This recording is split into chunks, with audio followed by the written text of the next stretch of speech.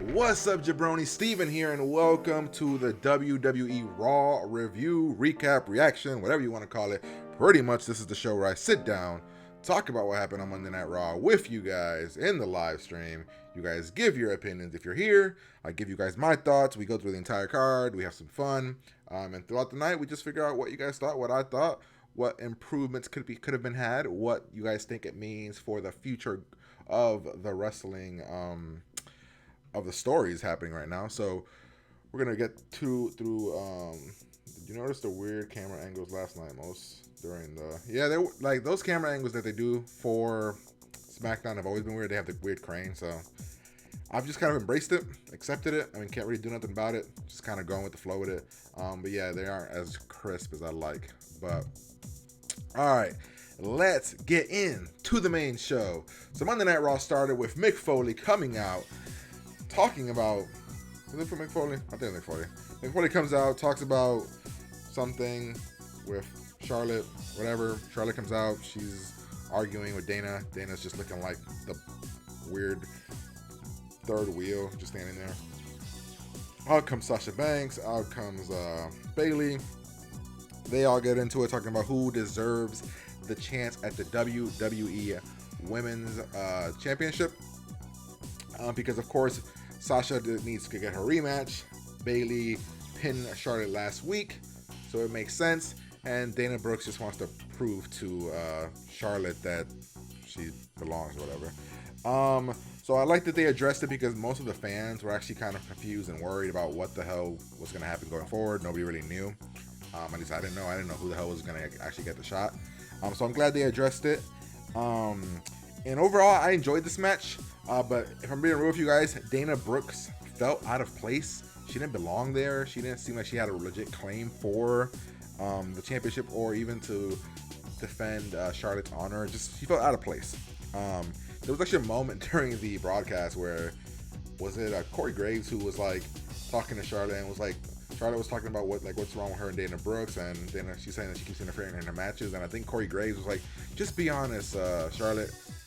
Dana Brooks messes everything up. I just thought it was funny. I laughed. I'm sorry. I laughed. But I enjoyed the match. It went back and forth. There were some good moments, decent spots. I actually enjoyed the ending because in the ending, Dana, of course, you can't make Bayley or Sasha look weak. So Dana is in what they call it, the bank statement, and Bayley breaks it up, and then when Bayley breaks it up, and then she picks up Dana and gives her the belly to Bayley, and goes for the pin. When she goes for the pin, Sasha grabs Bayley's legs and puts them over Bayley. Like she does this weird roll. If I could find it, she does a weird roll, and the roll happens, and she ends up pinning Bayley. But the way that it happened, it didn't make Bayley look weak, and I actually really dug it. Like Bayley didn't look weak throughout the night, and that's my one thing. You can't make either one of the women look weak, so it didn't make any of them look weak. The matches were good. The match was good. Everybody got their spots. Everybody looked strong. Well, Sasha and Bayley were good. Sasha and Bayley got their spots. Sasha and Bayley looked strong. Neither one looked weak. Bayley just got caught off guard, and I actually thought it was a good ending. I enjoyed the ending. I thought the ending fit for what they were going for.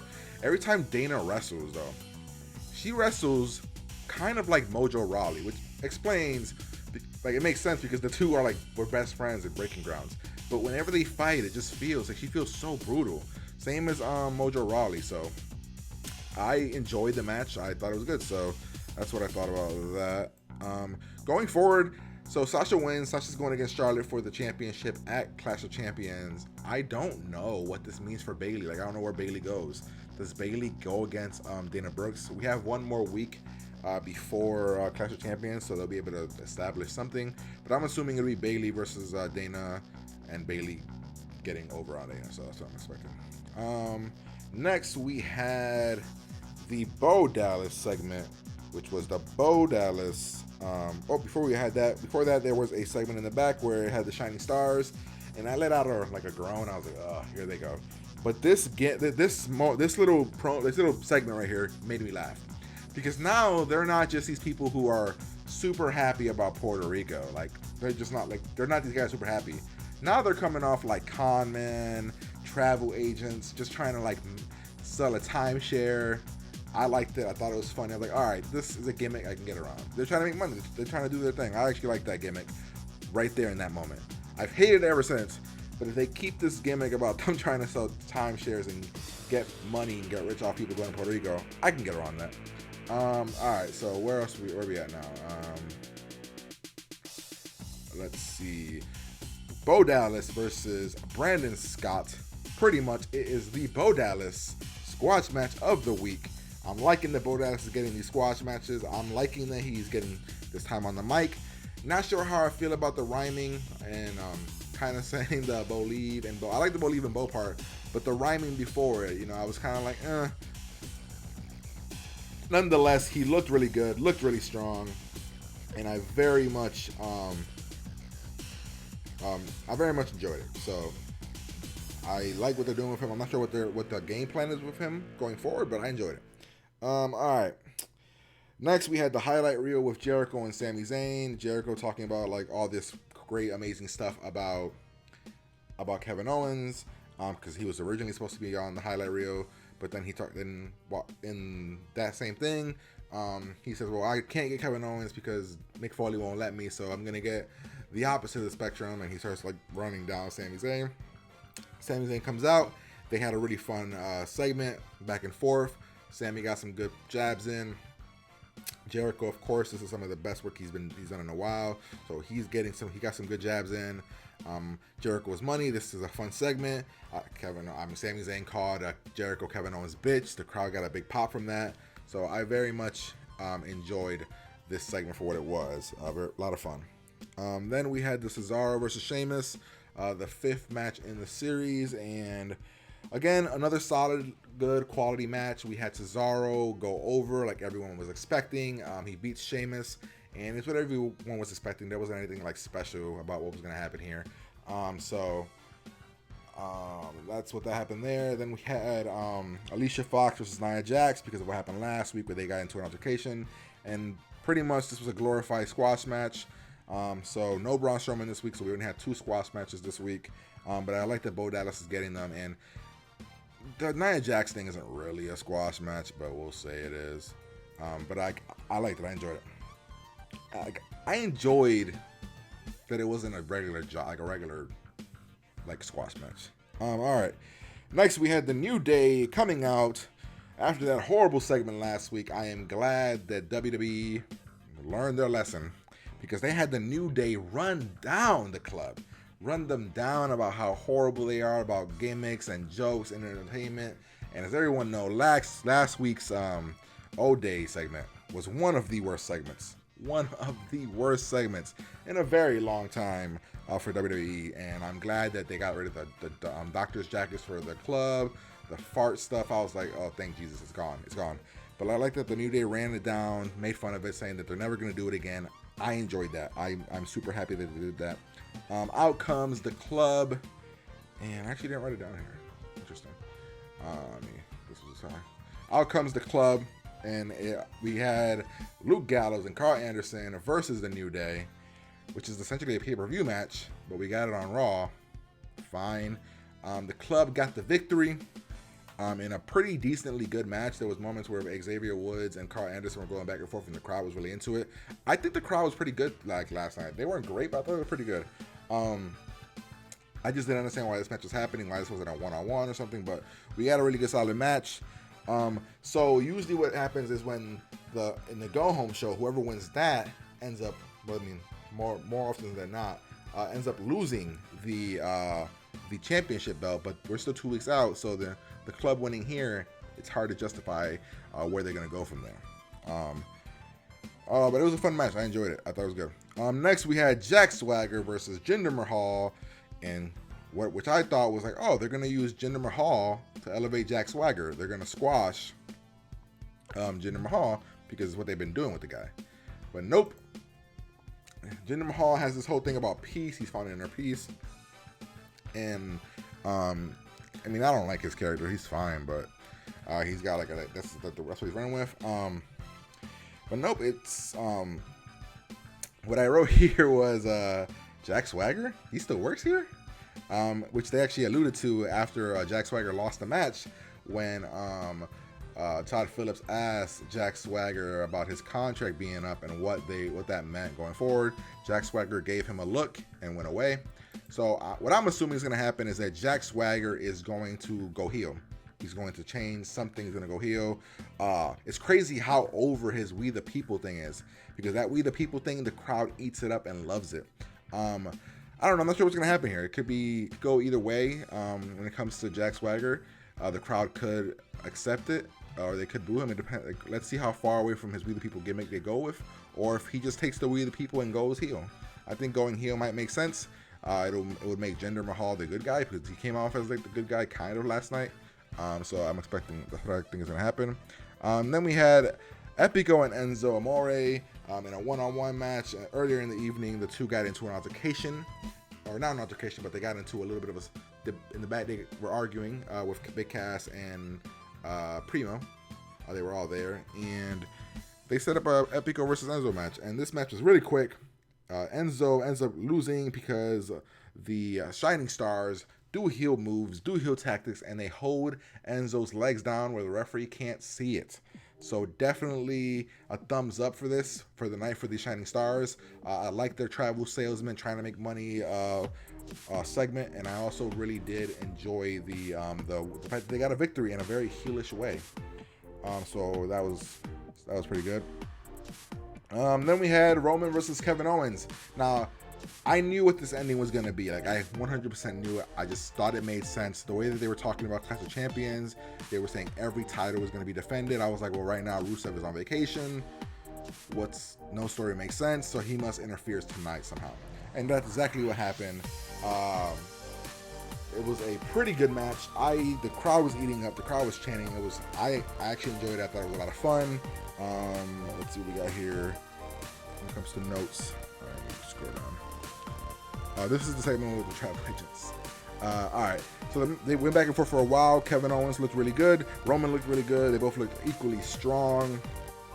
At one point when play off the election, Swagger as a Republican Party and Darren Young as a Democratic Party, Swagger versus Darren Young. Not even going to hate that, because whatever's happening with Titus is hot garbage. Maybe they'll turn this into some type of tag team match at Clash of Champions. Maybe, and then after, like, I don't know, maybe they'll do something with that. So let's see where am I? Where am I? So this match went back and forth. Good. It was a good match. At one point during the match, when Kevin Owens had the upper hand, out comes Seth Rollins, which earlier in the evening, Mick Foley told Seth that if he interfered, he was going to get big repercussions were going to happen, and big things were going to happen and change. What I thought was going to happen was when he did interfere, that Mick Foley was going to come out and say that's it, Rollins, you're not in the championship match. Roman is, but I guess that would be a lose-lose situation. What I think is going to happen is that they're going to make some type of a stipulation where they're going to give Kevin Owens the right to pick what kind of a match he can have. I think that's what they're going to go with. It just makes sense that way. So that whole thing happens. Seth gets in trouble. He interferes. Roman Reigns gets a victory, but he didn't get a win the way he was supposed to. And Mick Foley says, no, we're not ending like this. And the match restarts. The two go back and forth for another little while, and the crowd is eating it up. The crowd is loving it. Some really good chants here. I don't care what people say about Roman. I don't like how they push him, but he's a pretty solid wrestler. He's gotten way better. He knows how to beat off the energy. So I'm actually on Roman's side, kind of, as long as he doesn't get in the spotlight that big, and he doesn't get they don't give him like a lot of mic time. I'm cool with that.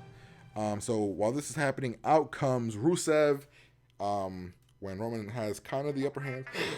Sorry about that. Kind of the upper hands.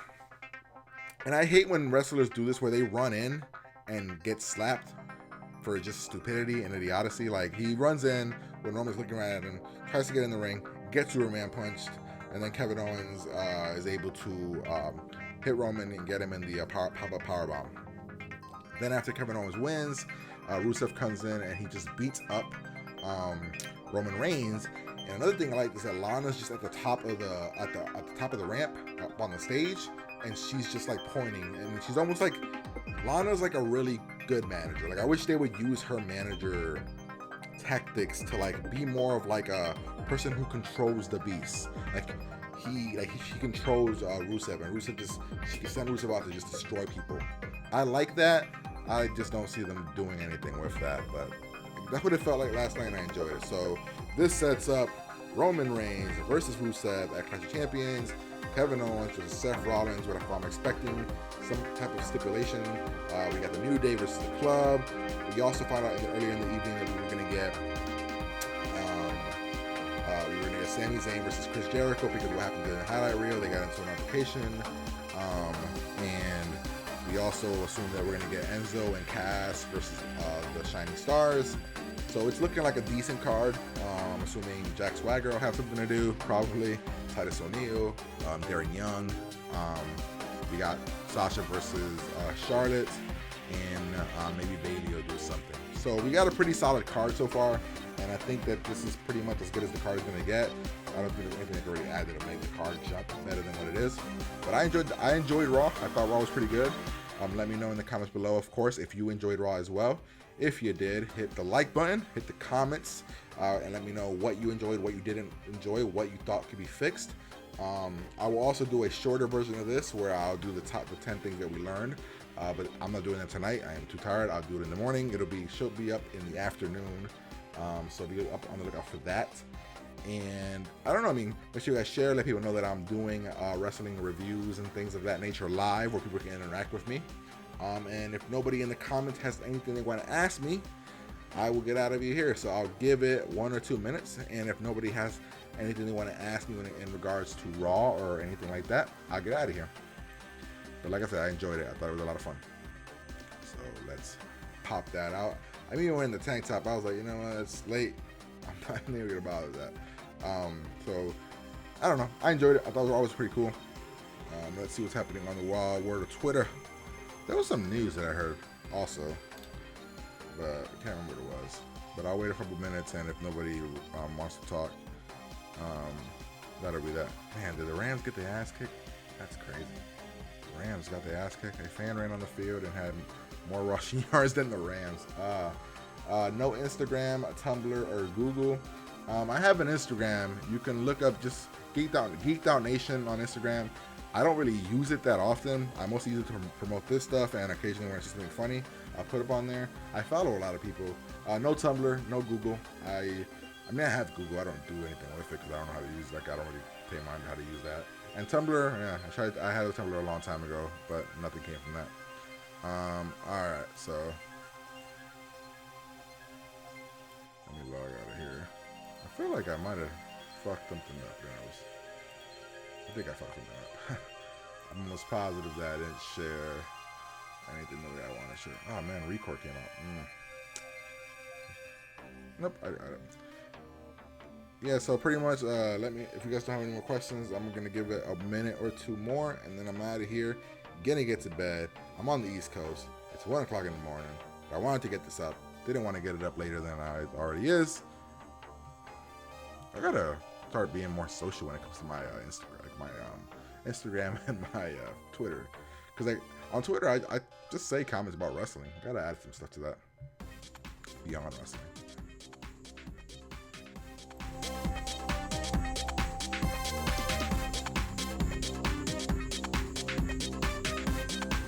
Should have joined the OK Fade group. Is that a Facebook group? I don't know what that is.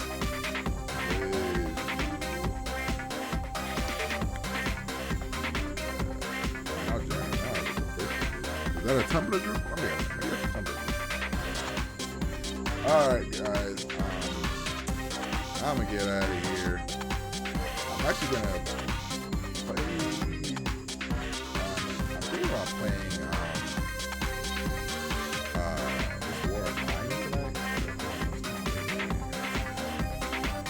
But alright guys, thanks for watching. Hopefully you guys liked the video. If you did, hit me with the like button. Looking for wrestling videos. I don't know, I'll check it out. If you like this video, hit the like button, hit the subscribe button, hit the share button. Let people know that I talk wrestling on Monday nights, on Tuesday nights, and on Thursday nights we talk about wrestling news. But as always guys, it was a pleasure talking with you guys. I'm gonna get out of here.